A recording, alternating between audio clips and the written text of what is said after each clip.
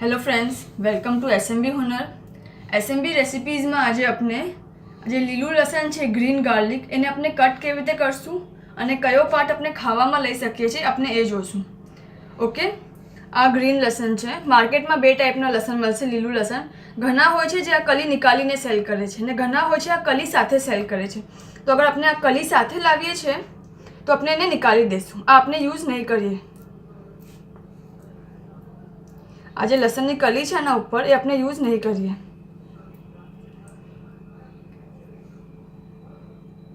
જો આ જે છે, આ જે કલી છે, ઓકે, આ આપણે નિકાલી લેશું. આ આપણે યુઝ નહીં કરીએ, ફેંકી દઈશું. ઓકે,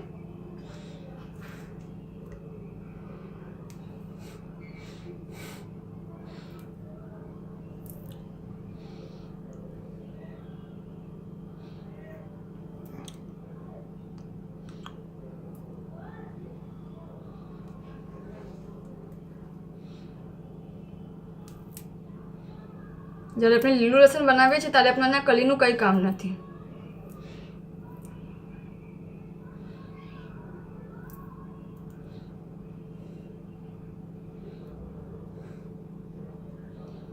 ઓકે,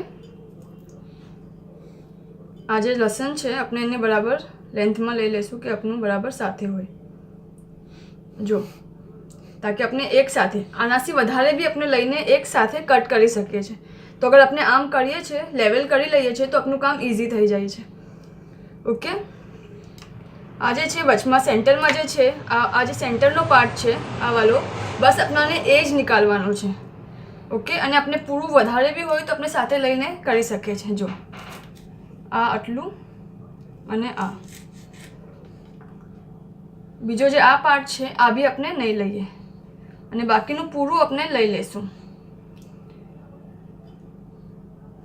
ઓકે, અને જ્યારે આપણે લીલું લસણ બનાવીએ છીએ તો લસણ આપણને ઘણું જ બારીક કાટવાનું હોય છે. જો આ આપણે બાકીનું બધું જ લઈ લીધું છે. આપણે કલી નિકાલી છે અને વચમાંનો જે પાર્ટ હતો એ નિકાલી દીધો છે. બાકી આપણે થોડું આમ કરી લઈશું તો વધારે સિમ્પ્લિફાઈ થઈ જશે. ઓકે, જો બધું જ છે. ઉપરના જે બાલ છે એ બી આપણે લઈ લીધા છે. એ પૂરું જ લસણ આપણે ખાવામાં બનાવવામાં લેશું.